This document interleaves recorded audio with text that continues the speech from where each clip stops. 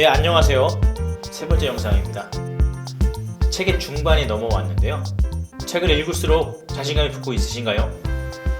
이번 영상에서는 세 가지를 다뤄보려고 합니다. 지방자치단체, 지방의회 각 홈페이지에 들어가서 정보를 찾아보고요. 그리고 마지막으로는 정보공개 청구를 직접 해보겠습니다. 책에서 반복적으로 나오는 내용이 한국은 생각보다 많은 정보가 이미 기관의 홈페이지에 공개되어 있다라는 이야기인데요.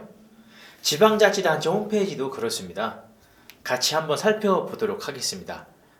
지금은 제가 살고 있는 지역을 사례로 하니까 나중에 여러분들도 여러분들이 살고 있는 지역의 지자체 홈페이지를 들어가 보시면 좋을 것 같습니다.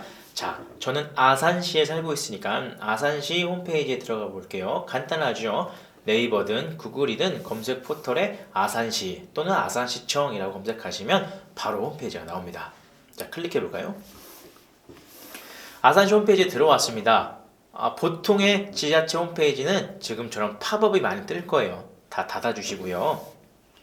정말 많은 정보가 있습니다. 그래서 여러분들 시간이 많으실 때는 이 홈페이지에 있는 정보들이 전체적으로 무엇이 있는지 찬찬히 살펴보시고요. 이번에는 몇 가지 정보만 찾아보겠습니다. 우선 결산서라는 걸 볼 건데요. 자, 위에 보시면은 정보 공개라는 게 있죠. 이 정보 공개 마우스를 가져가시면은 예산 공개라는 항목이 있네요. 자, 예산 공개 항목에서 쭉 내려오면 결산 공개라는 메뉴가 있습니다. 물론 지방자치단체 홈페이지마다 이 구성이 조금씩 다르겠지만 예산과 결산에 관해서는 무조건 공개하게 되어 있으니까 쉽게 찾을 수 있을 거예요. 결산서는 해당 지자체가 1년 동안 얼만큼의 돈이 들어왔고 얼만큼의 돈을 썼는지 전체를 계산해서 정리한 문서라고 생각하시면 되는데요. 2021년 결산은 2022년에 올라오고요. 2022년 결산은 2023년에 올라오니까요. 참고하시고요. 여기 보면은 2021년 결산 현황이 있네요. 들어가 보겠습니다. 총괄 설명이라는 걸 클릭해 볼게요. 읽고 싶지 않게 생겼죠. 이런 건 읽지 않으시면 됩니다. 바로 꺼주시고요. 바로 위에 주민이 알기 쉬운 결산서라는 게 있네요. 지자체는 결산서를 주민들이 이해하기 쉽게 이렇게 요약해서 정리한 문서를 올리게 되어 있습니다. 우리 이 요약된 걸 볼게요. 아산시는 2021년 1년 동안 1조 8,990억의 돈이 들어왔고요. 1조 5,732억을 썼네요. 그래서 3,258억의 돈이 남았습니다. 생각보다 많이 남았죠. 밑으로 보시면은 1조 8,990억의 세입이 어떻게 구성되어 있는지 1조 5,732억의 세출이 어떻게 쓰였는지 아주 대략적으로 나와 있는데요. 아주 짧게만 보겠습니다. 아산시는 1년에 교육 예산으로는 118억을 쓰고요. 사회복지로는 4,295억을 쓰네요. 이 4,295억의 복지 예산이 구체적으로 어떤 내용인지 알려면 다른 자료를 봐야 하는데요. 우선 대략적인 예산의 흐름만 보고 넘어가겠습니다. 결산서 말고도 세입, 세출, 예산서, 재정 공시 등 돈, 예산과 관련된 자료가 정말 많이 있으니까요. 한번 살펴보세요. 두 번째로는 시정을 살펴보겠습니다. 시정에 가서 주간 행사를 보려고 하는데요. 우리 지역에 어떤 일이 있는지 주간별로 정리가 되어 있는 문서입니다. 3월 셋째 주 행사 계획이 나와 있는데요. 클릭해 보시면은 월화수목금 요일별로 정리가 되어 있습니다. 이장 협의회 원래 회의가 있었네요. 지난 월요일에 이장님들이 모여서 회의를 하신 거예요. 특이사항이 하나 있습니다. 밑에 보시면은 궁하1이 그러니까 궁하리라는 지역에 사시는 분들이 대만으로 견학을 가신 거예요. 무슨 견학을 갔는지 궁금하네요. 궁금하시면요. 아산시청에 전화해서 물어보시면 됩니다.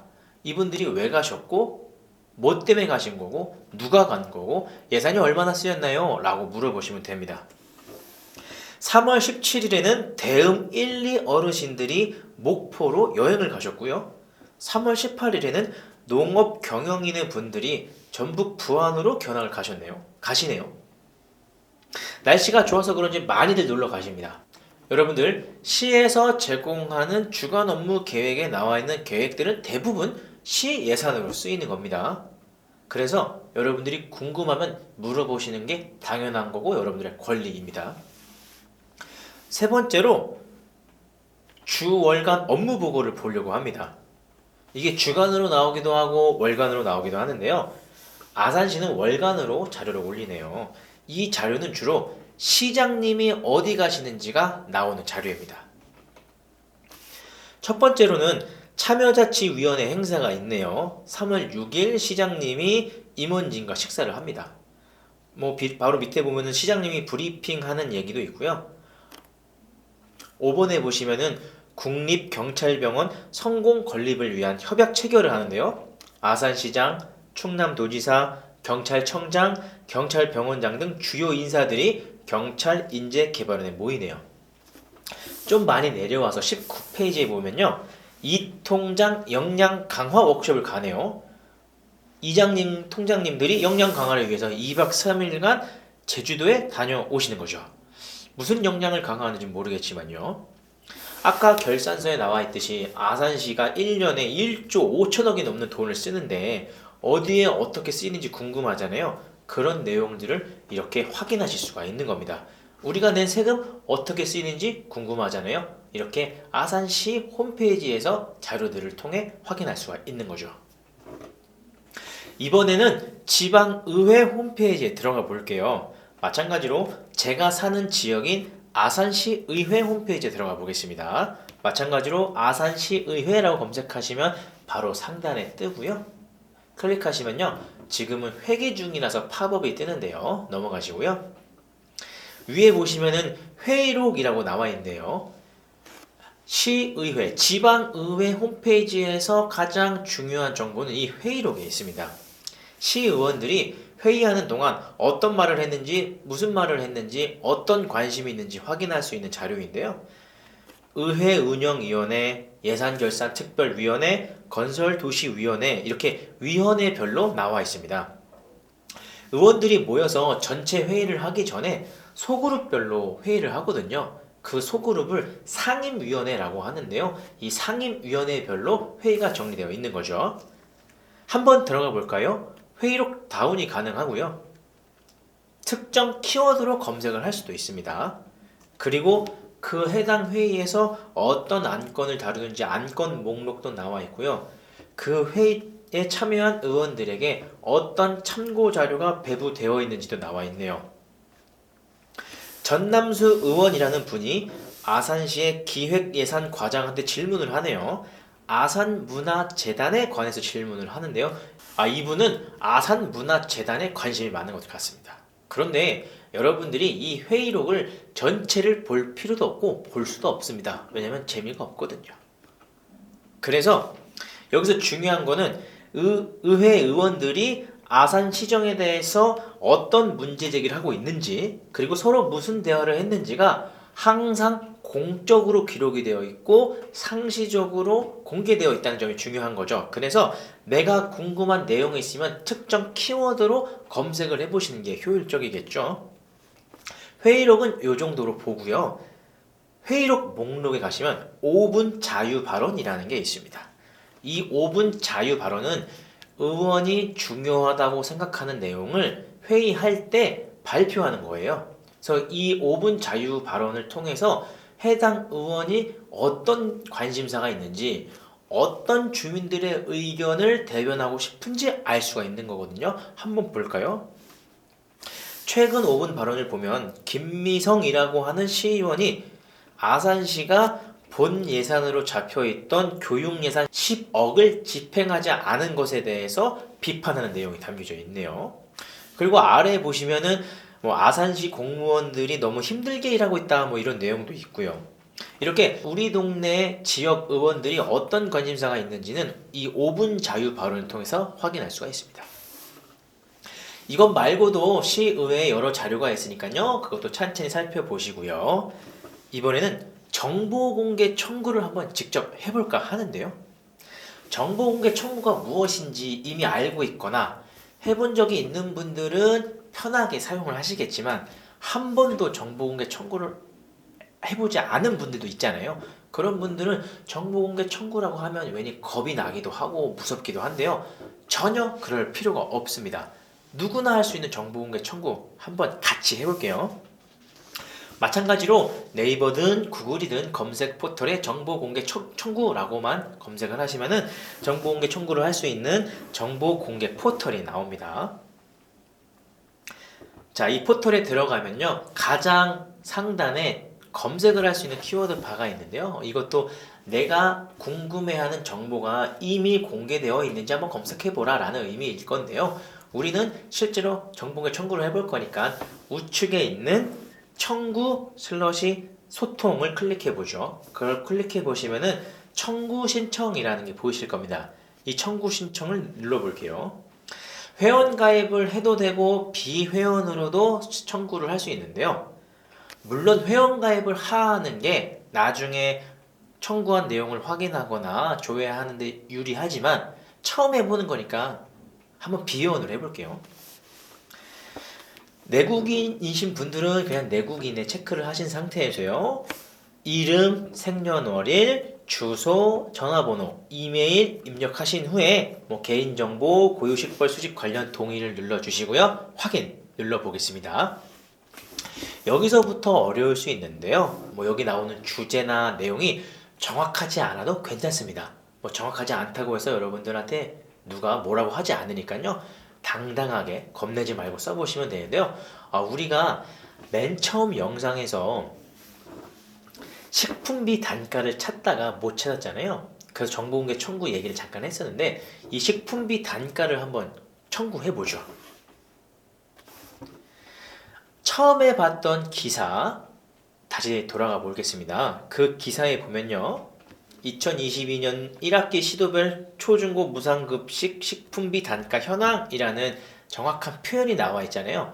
이렇게 정보공개 청구를 할 때는 정확한 표현이 중요합니다.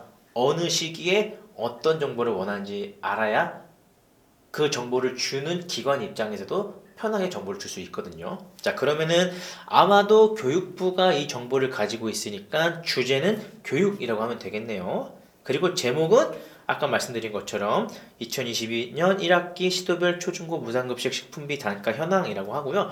청구 내용은 정확하면 정확할수록 좋거든요. 그래서 이렇게 한번 해볼게요. 우리가 읽은 기사 링크를 여기다 담아서 이 해당 기사에 나온 안민석 의원실이 받은 이런 단가 현황을 엑셀 파일로 요청합니다 라고 구체적으로 명시해 보는 거예요. 파일 형태도 우리가 요구할 수가 있거든요. 이렇게까지 구체적으로 하면은 안 줄 수가 없게 되겠죠. 왜냐면 너무 명확하게 이 정보를 교육부가 가지고 있다는 게 기사에 나왔으니까요.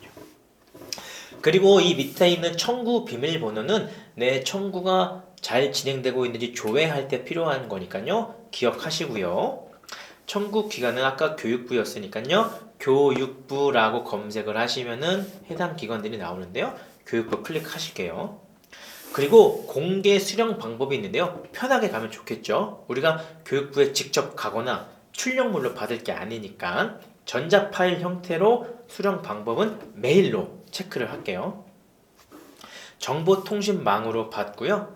수수료 정보는 이게 엑셀 파일 관련해서 수수료 낼 게 없으니까 해당 없음으로 하시면 되고요. 참고 및 유의사항을 읽었다는 확인을 표시하시고요. 자동 등록 방지 체크하시고 청구 누르시면 됩니다. 이 청구를 누르면 청구가 진행될 겁니다. 내가 청구한 내용을 확인하고 싶으시면은 다시 정보공개 포털로 들어오셔서 오른쪽에 있던 청구 소통을 클릭하시고 청구 신청 내용을 누르시면 되는데요. 비회원 로그인으로 아까 적었던 이름, 생년월일 적고 아까 설정했던 비밀번호 입력하시면 됩니다. 그럼 내 청구가 어떤 상태인지 나오는데요. 접수 대기 중이라고 나오죠. 청구한 기관에서 내 청구를 접수하면 접수 완료라고 나오고요. 이 접수 완료된 이후로 10일, 열흘 이내로 결과가 나오게 될 겁니다. 그동안은 처리 중이라고 뜰 거고요. 우리는 아까 메일로 전자파일 받기로 했잖아요. 그 메일로 전자파일이 오면은 통지 완료라고 뜹니다. 무척 쉽죠? 굉장히 쉬운 과정이니까 여러분도 한번 해보시고요. 잘못 썼다고 해서 아까 말씀드린 것처럼 누군가가 여러분들에게 뭐라 하는 거 아니니까 겁먹지 마셨으면 좋겠습니다. 이렇게 한번 해보는 게 중요하거든요. 안 해봤기 때문에. 그런데 그 이후에 내가 청구를 했지만 해당 기관에서 정보가 없다고 하거나 공개할 수 없다, 비공개를 하겠다 이런 경우가 생기는데요. 그럴 때 그런 기관과 어떻게 대응하면 되는지, 나중에는 어떻게 싸우면 되는지는 나중에 심화 과정으로 생각을 하시고, 그 과정이 궁금하신 분들은 책에도 나와 있던 정보공개센터 홈페이지에 들어가시면 자세한 내용을 확인하실 수가 있습니다. 이번 영상은 여기까지입니다. 감사합니다.